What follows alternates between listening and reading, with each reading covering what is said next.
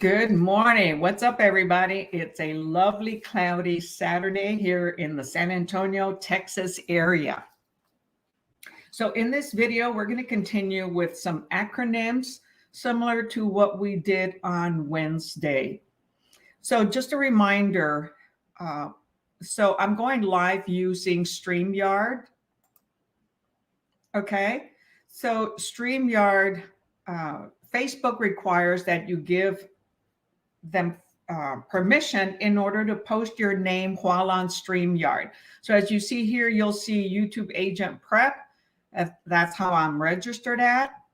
Otherwise, it's not going to show your name. So go into StreamYard.com/Facebook and give Facebook permission to post your name on StreamYard. Okay. Hey, Neelam, good morning. Welcome back.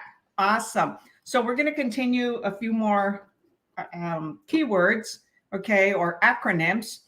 And this is for the Texas real estate sales exam, but the acronyms will apply to all types of, to all states, okay? It's more national than state specific, okay?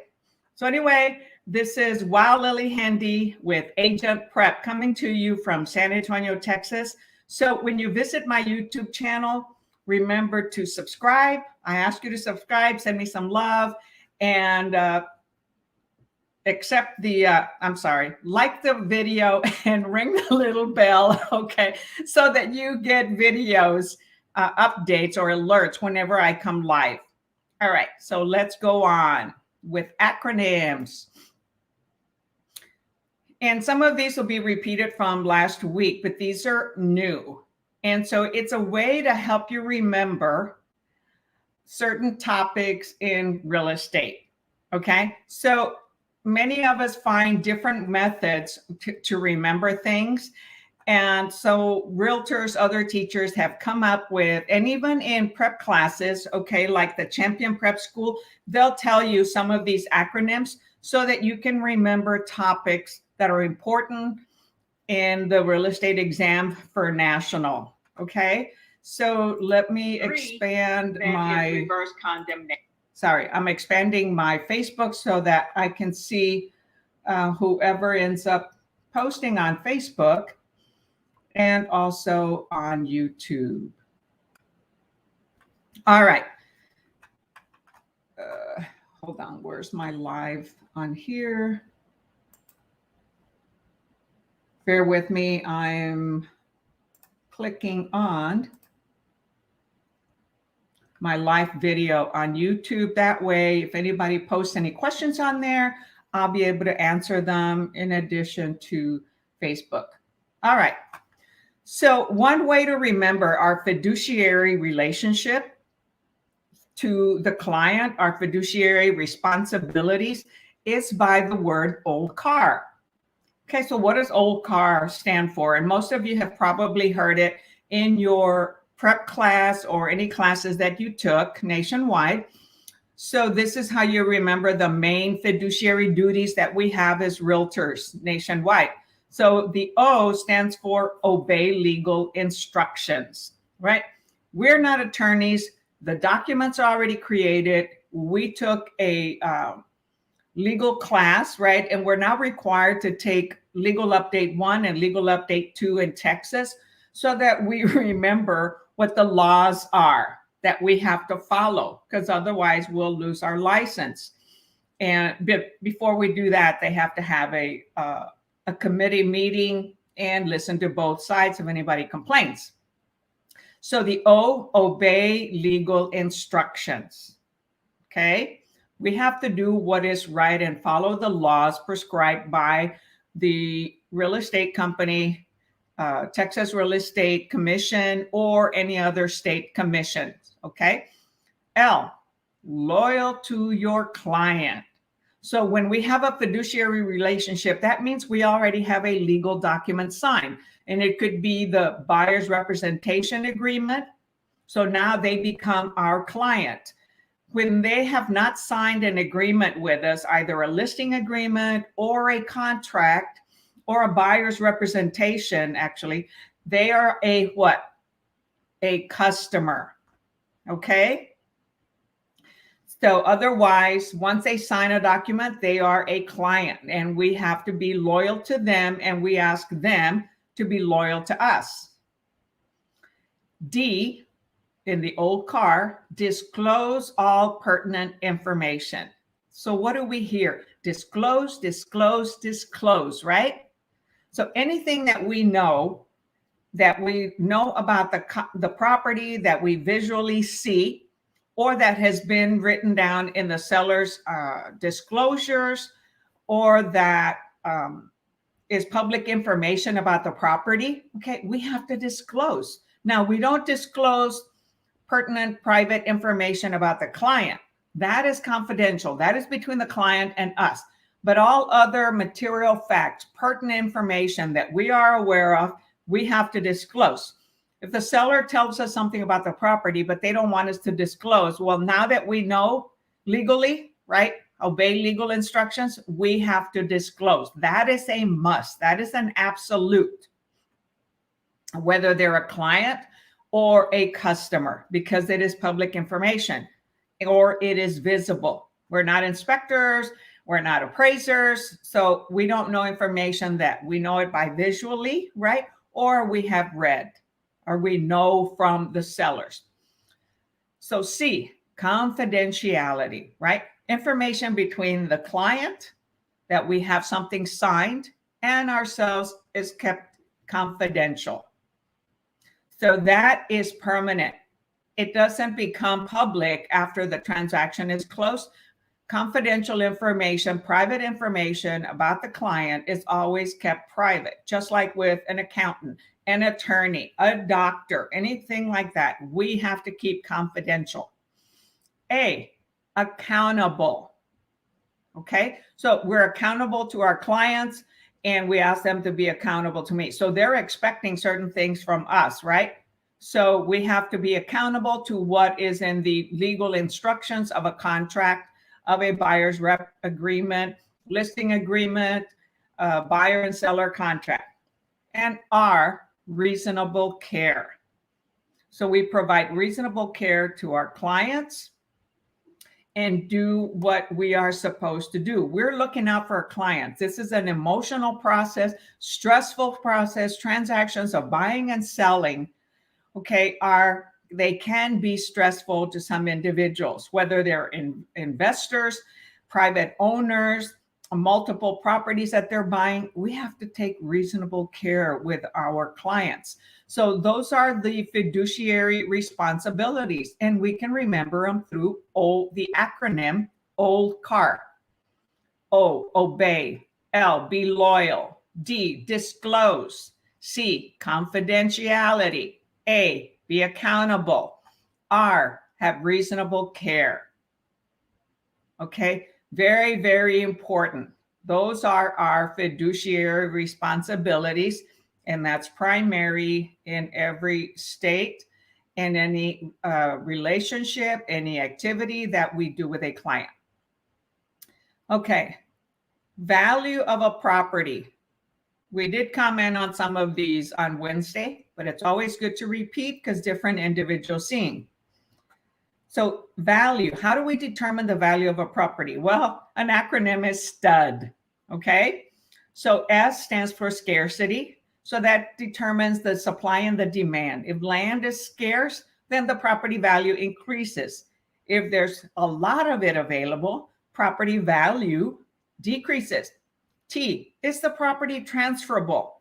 Is it free and clear? Does that seller have all the bundle of rights and a fee simple property? Or can they be corrected, okay, during the closing process? So is the property transferable? U, utility. How does the property get to be used?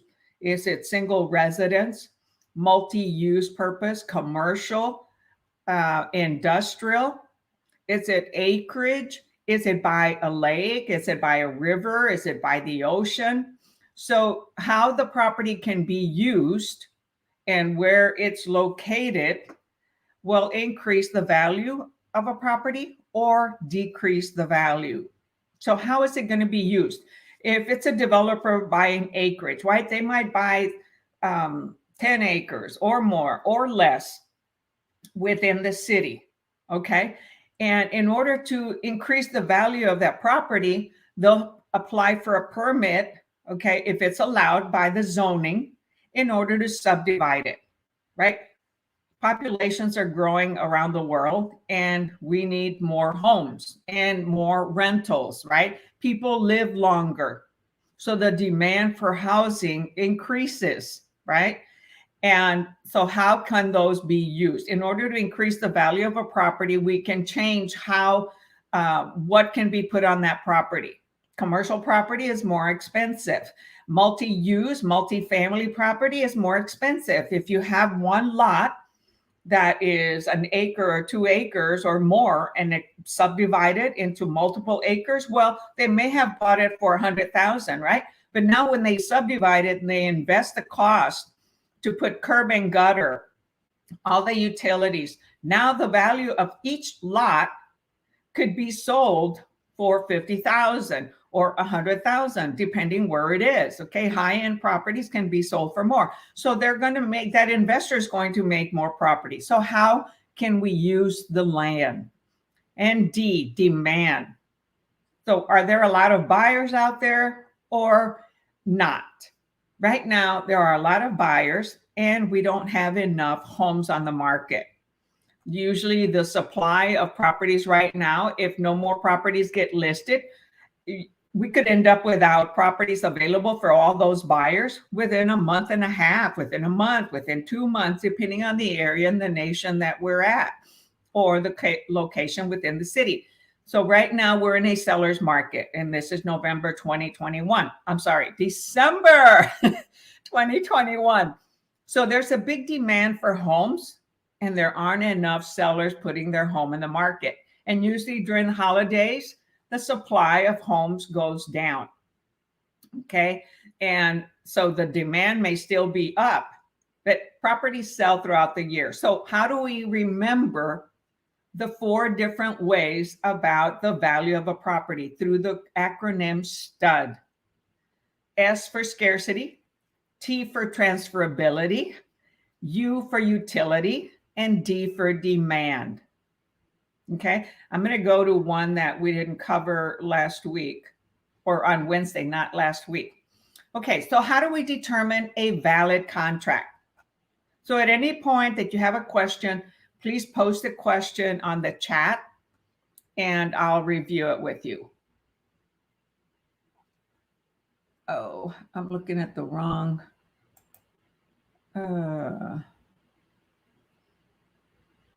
I'm looking at the wrong video on Facebook. So if somebody posts on there, and if I'm not aware of it, I can't answer your question. So let me open up the correct one. Okay, you're going to hear a little bit of sound in the background. And I'm going to mute it because I'm enlarging the screen on there. And if I'm not aware of it, I can't. Okay, there we go. So hi, Michelle. Thank you for joining us. Oh, okay. You see, I don't see your name on StreamYard. And so what I was wanting you all to do is to go into Facebook. Okay.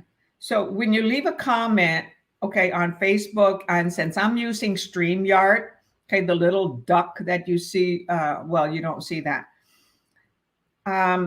You'll have to grant permission, okay, to Facebook to put your name into StreamYard. So I'm putting it in the chat so that you can allow that. Okay, so go to StreamYard.com/Facebook, and then it'll give you instructions to say, hey, click allow Facebook, okay? All right, did I post it or not? Okay, I posted it. Okay, so let's continue on.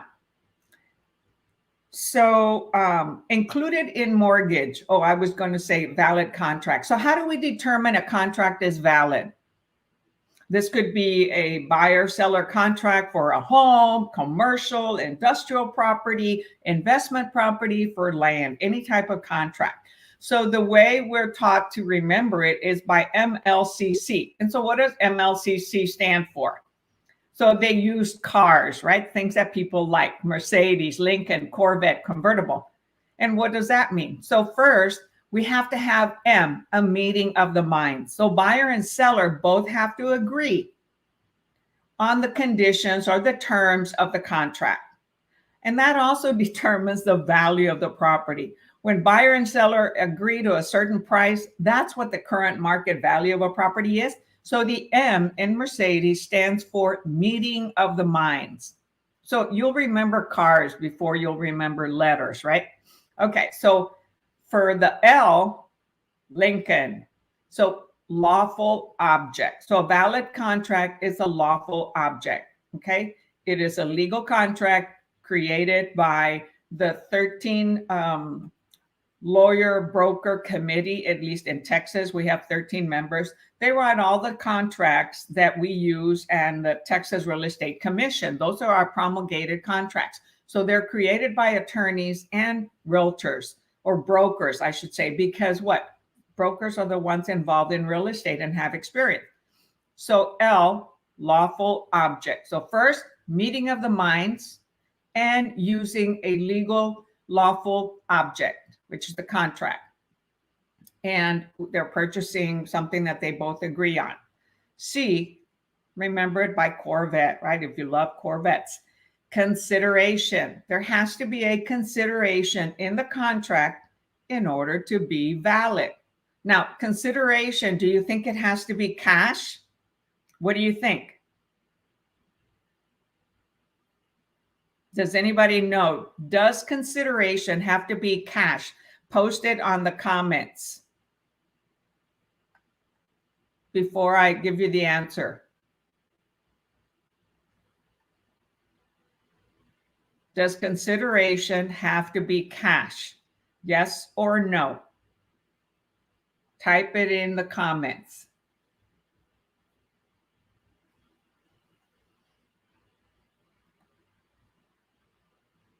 So when we write a contract for a buyer, what are the options for consideration that we can use? Okay, Neelam says, not cash only, can be work performed or a promise. That's correct. So consideration can be a promise or cash. And actually, it ends up being a cashier's check or a personal check that can be allowed to be submitted for the earnest money. Okay, the earnest money is considered consideration. However, let's say they're out of town, so they can provide a promise. A buyer can provide a promise to pay the earnest money within a certain date, or to put something else as collateral. So it does not have to be cash to make it a valid contract. Okay, so that's the C. So we've discussed meeting of the minds, a lawful object, and consideration. So far, those three things make it a valid contract. And what's the fourth one? Another C, convertible, competent parties. So both parties must be competent. Nobody is under duress. Nobody's being forced to agree to anything, and they must be adults. If it is a minor, they have to be represented, okay, by an adult. Because there's a lot of very brilliant underage individuals, under 18. Some states allow you to require you to be 21 before purchasing. Others are 18. Here in Texas, it is 18 years old, right? If you can go to the military at 18, then you should be able to purchase a home, right? That would be a competent person. So the seller must be competent and the buyers must be competent. So those are the four topics that are required for a contract to be valid. M for meeting of the minds, L for lawful object, C for consideration, either cash or a promise or other collateral, or they're doing a trade, and C, competent parties. When we don't have these, it is not a valid contract. And so, right, in order to be valid, it has to be signed, okay, and dated. It has to have a start date and an end date, okay? Even a listing agreement and even a buyer's rep, okay? Those also have to have a start date and an end date, but a contract between meeting of the minds, being a lawful object, being a consideration, cash or other, and competent parties. Okay, any questions on that? Thank you, Neelam, for putting your answer in. Okay, so what's included in a mortgage? The way we remember it, PITI, P-I-T-I. The majority of the mortgages that are going to be financed by a lender, FHA, VA, conventional, USDA, are, even a seller financing can have all these. I've done several seller financing types of transactions, which is, for sale by owner that is willing to carry the note. So what's included? The principal, that's the majority. That's the money that goes towards paying down the balance that was left after the down payment. So the principal is the amount that goes towards the property payment that the principal amount, okay, will start increasing. So how much are you paying towards the amount that you owe? So the principal is what you own, okay? Interest, the interest rate, right? The annual percentage rate. So it's the interest rate, right now it could be 3% that is being paid on that 30-year note, 15-year note, 20-year note, okay? It could be a 2-year note if it is an investor. So the longer the period of payment, the lower the interest amount and the higher the amount of every month's payment that goes to principal. So P for principal, I for interest, and then of course, we have to pay taxes, right? And what kind of taxes are those? Are they IRS taxes or are they property taxes? Write your comment down.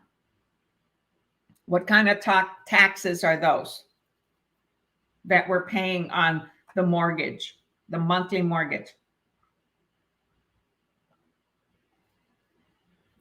Very good. Neelam says property taxes. Way to go, Neelam. Yes. So it is property taxes. You could be asked in a question, is it property taxes or is it IRS taxes or is it sales tax, right?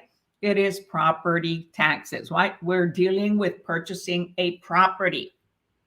And the lender provided us a loan to buy that, property. Okay, so property taxes.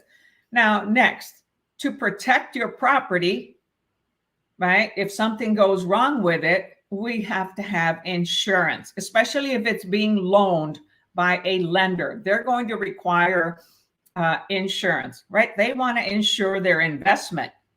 An individual may say, nah, man, I don't need insurance. That's just extra money that they want from me and stuff. Well, if you happen to have a hurricane, tornado, a flood, a mudslide, depending on the area of the nation that you're in, what happens to your investment? What happens to your home? It's gone. Now you don't have any insurance to replace it, right?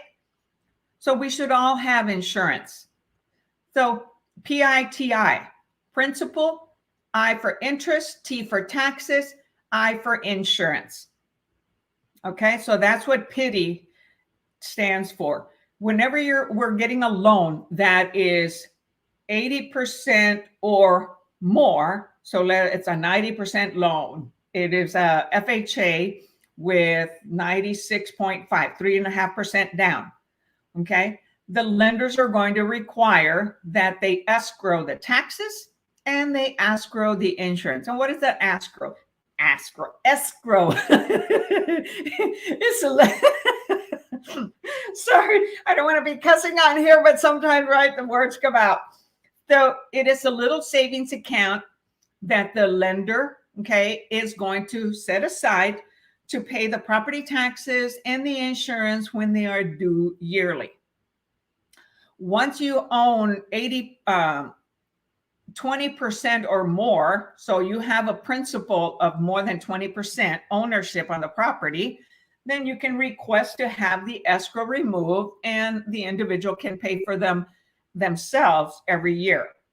However, if we ever default in our taxes, the county can foreclose, okay? So we don't own it. It doesn't matter how expensive the property is.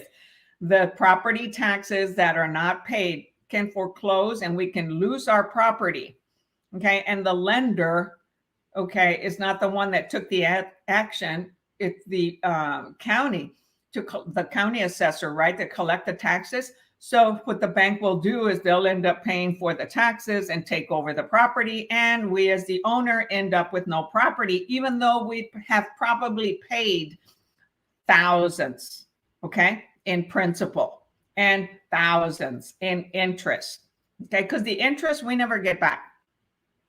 So the principal is the amount that the balance that we owe compared to the balance that we purchased it at. That's the difference between is the principal that you own, okay? So the original balance of the loan is called the principal. Every month that we make a payment, the amount of the principal that we own is higher. The amount of interest that we pay starts to reduce, but it takes years before the amount of interest, okay, reduces. Let's say you decide to pay $10,000, okay? Now, it's going to lower the interest amount that you pay the future months. However, it's not going to change the monthly payment. Thinking that some people think, well, if I pay a lump sum, oh, my monthly payment is going to reduce. No, the mortgage that was created when the property was purchased was created for either a term of 15 years, 20 years, 30 years, whatever term it is. And that monthly payment does not change, okay, on the principal and interest. The only thing that changes on a mortgage monthly payment is the taxes and insurance. And that can change yearly only, right? Because taxes may increase or insurance may increase or decrease. Therefore, the principal and the interest amount that's paid monthly, the lump sum stays the same. But if taxes go up and insurance goes up, the lender is going to send an evaluation that they do yearly to let us know whether our monthly payment is going to change. Okay. If they have an overflow and abundance on the escrow account, they'll send the owner a check. So that's what the mortgage company does. Here in Texas, we have a deed of trust. Okay.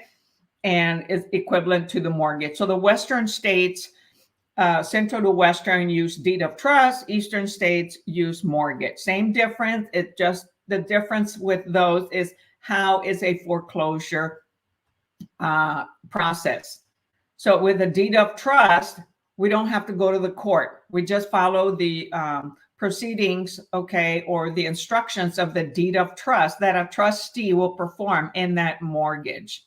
Okay, so remember, taxes, if we default on the payment, that's one way to lose our property. However, if we default on taxes, if we are now paying the taxes ourselves, we can be foreclosed on by whom? The county tax assessor, not the lender, but the county tax assessor. So let's say we've paid the property off completely and there is no balance due. Well, every year we still have to pay taxes. They will foreclose on it. Now, people might say, well, I don't need insurance anymore, right? Because I don't have a mortgage. Well, what if something happens to the house and it gets destroyed? How are you going to replace the value? So it's like having medical insurance, auto insurance. Certain things are important to have. The individual decides not to have insurance, they're taking a risk. That's only after the loan is paid off. So mortgage, pity, P-I-T-I. You're having a pity party, right? P-I-T-I, principal, interest, taxes, insurance. Repeat that in your mind till you have it memorized. Principal, interest, taxes, insurance. Principal, interest, taxes, insurance. Pity. All right. So then, so that is how you remember what are the 4 things that are paid for whenever you have a loan. And if it's a loan that's greater than 80%. If a loan is less than 80%, like a conventional loan, the lender is not going to require an escrow account for taxes and insurance. Okay? They will allow an individual, the buyer, to pay their own taxes and insurance, but they must be paid yearly. Okay, risk management techniques. So actor. So how do you avoid risk management? I'm sorry. So how do you end up managing, okay, risk situations? By A, avoiding certain things. C, by control. C, to transfer a property. And this, of course, all deals with property, okay? Or the O, to retain. So risk management techniques on property. You avoid certain things with the property. You control certain things with the property. You can transfer the property, or you can retain the property. Okay, so that stands for actor. The O is only for or. Avoid, control, transfer, or retain. So the goal is to always stay out of trouble, okay, legally, okay? Avoid illegal stuff, always. If you're hanging around individuals that are talking about setting a certain interest rate, not interest rate, a certain commission, okay, that's monopoly. We're not allowed to do that, okay? Commission is always negotiable between the broker and the owner. And of course, we're the associate for the broker, so we're negotiating with the client ourselves, not necessarily the broker. We're a sales agent, the associate of a broker, right? The umbrella is the broker. That's the brokerage. We're the associate that deals directly with the client, either a buyer agent or a listing agent. So broker, sales agent, okay, and client. However, client, that's who is paying for our services, right? So they're priority. And that's where we have to perform fiduciary duties, okay? All right, zoning category. So how do you remember the different types of zoning? You know, I was trying to enlarge the screen here to zoom it. And let me see here so that we can see. Let's see here, zoom.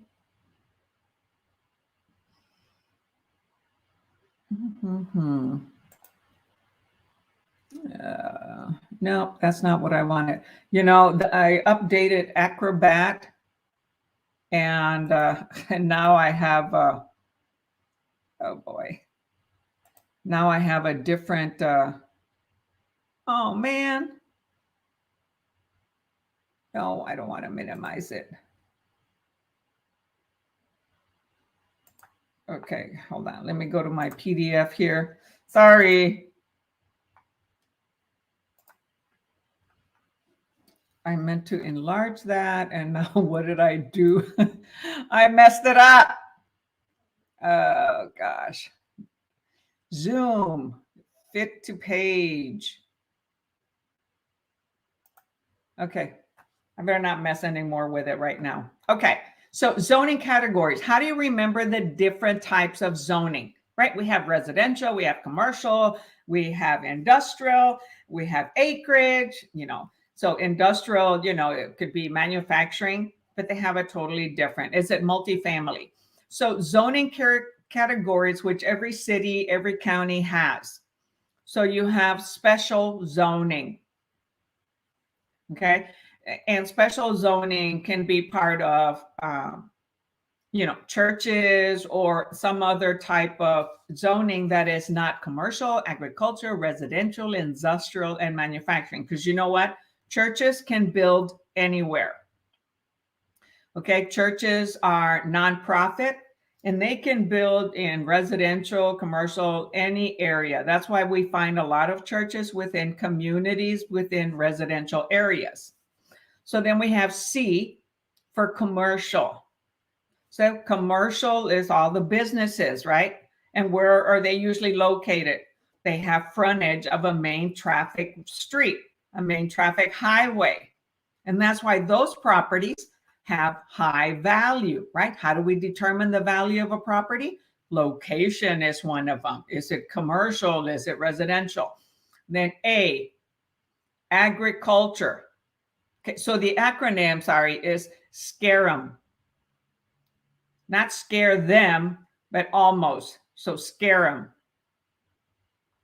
So C for commercial, and then A for agriculture. So what is agriculture? It's land out in the county. So agriculture land is typically not in the city zoning. It's in the county zoning. So that is land for farming, for cattle, for any type of product that is going to be grown. So that is agriculture. And agriculture land is usually zoned in acreage of 1 acre, 5 acres, 10 acres. So they're broader acreage zoning compared to residential zoning within the city. Those are lots, okay? Agriculture is large property. So let's say an individual decides to buy agriculture land because the farmer is no longer farming the land. Okay, they could have been growing cotton, corn, cabbage, fruit trees, oranges, apples. So if they decide not to, because a lot of the younger generation doesn't want to continue the old farming agriculture, and so that's why now we have product being imported. So because the individual buys 10 acres doesn't mean they can put 10 houses on it or multiple homes. That agriculture land has a zone of 1 residence if it's allowed to be converted. So the owner has to get with the county zoning, okay, and inform that, hey, I'm going to build a home, because a lot of farms have a home and then they have the acreage for the agriculture product, okay? So all the vegetables, the fruits, whatever's going to be grown. So have to follow zoning requirements before we start building. Zoning has less restrictions in the county than in the city, right? Because the city is denser, it's populated, they have to have more control. In the county, where they grow produce, okay, or have animals, the restrictions are much less and the taxes are much lower. So then we have residential. So with residential, there's subcategories. Single family, which is R1, a multifamily, which is R2 or R3 or RM, depending on the city or the state that you're in. That changes a little bit. So here in San Antonio, for multifamily, we have RM, right? Residential, multiple. Other areas, it's R2 or R3. So anything over 1 residence on a lot is going to be R2, R3, R4, or RM. If it's single residence, it's R1, okay? So that again has different types of categories under residential. So once you start doing real estate, you're going to learn that, okay? So RM has higher value. Multifamily lots cost more money. That goes with the value of the property, right? Is it scarce? What's the utility? How is it going to be used? Investors demand property where they can subdivide and build more homes. Okay, I stands for industrial. So where are you going to have industry? Not necessarily manufacturing a product, but a certain kind of industry, okay? Electrical, builders. And so they don't want to be within the city residence because they might be making noise, okay, with equipment. So that's industrial. Companies, large corporations, like Amazon, they're not manufacturing anything there. They're in an industrial area. They're a large corporation. They're part of a type of industry. So then manufacturing is another zoning category, and that's usually also in the county. Some may be within the city if it was grandfathered in. So manufacturing, they're going to be building a product, manufacturing something. It could be modular homes, it could be cars, it could be medical product, anything that is being created that is going to be sold to the consumer or to other businesses. So to remember zoning categories, scare them. So you can think to yourself, maybe I'm going to scare them, but you don't have the H and you don't have the E. So scar M, scar them. So that's how you remember the different type of zoning categories. S for special, C for commercial, A for agriculture, okay, growing produce, R for residential, I for industrial, and M for manufacturing. Okay, in the agriculture, okay, you're also going to have, farmers. They're going to have a home. They're going to have cattle. They're going to have produce.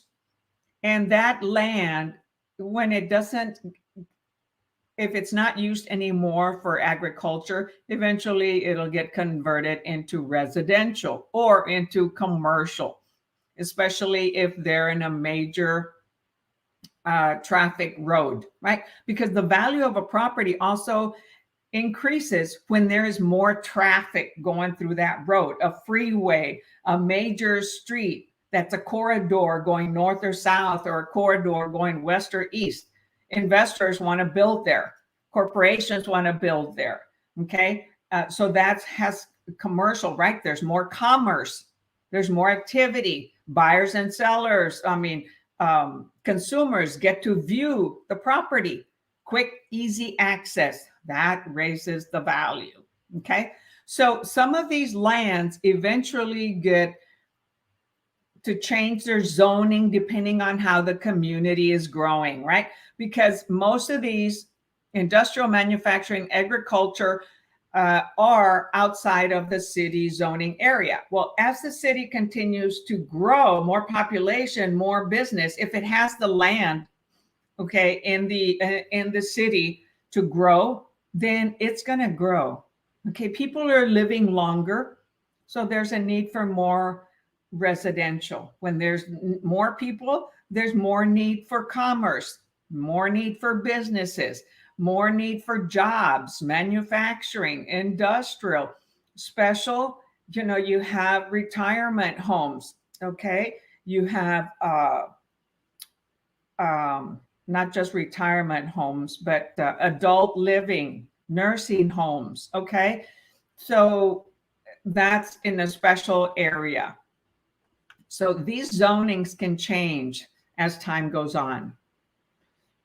Okay, so today we covered fiduciary relationships, old car, the value of land, stud. And then we covered what is a valid contract, MLCC, remember it by cars, Mercedes, a meeting of the mind, Lincoln, Corvette, convertible.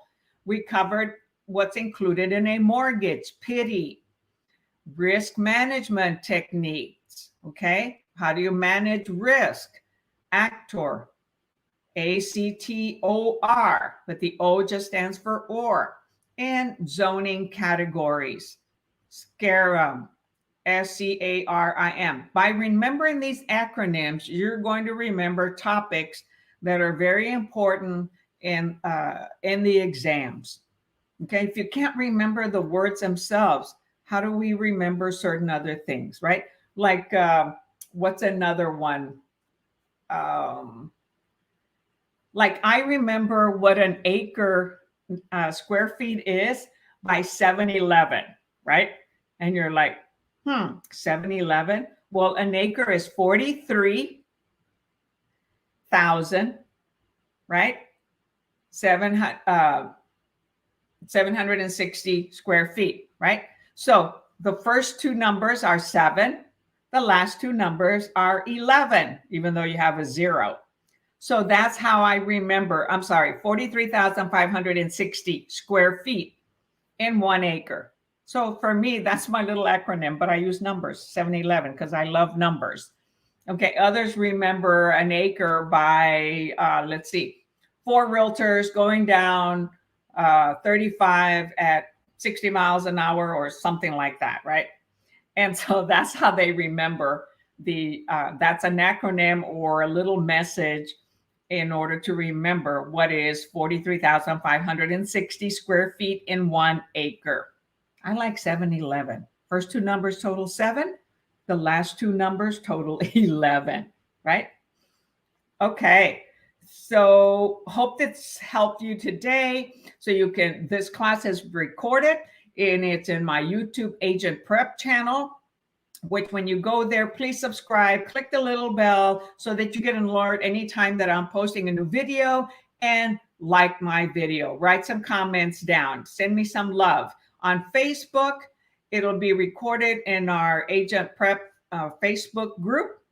Okay, so all these videos are there and you can access all these documents that I show on here.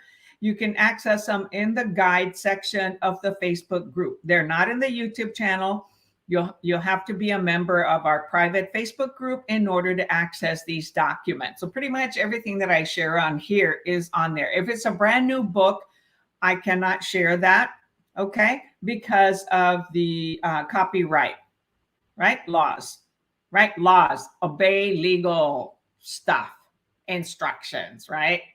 We can't be copywriting. Okay, some of the one that I use a lot, this one here, Texas Real Estate Sales Exam. Hey, it was available online. Students of mine 8 years ago told me about it. So it was already free online. So I downloaded it and I share it with you, okay, because it's an excellent book. That again is in the Facebook private group. Hey, Susie Q, nice to see you. Thank you. So everyone, you're very welcome. This material helps otherwise, and that's why I do it, okay? To help you pass your exams. Have any questions, post them in the Facebook group, on the Messenger group that I have. And with that said, hey, enjoy your weekend. Have an awesome day. And until next time, catch you later. Oh, this is Wild Lily Handy with AgentPrep. Catch you later. You're very welcome.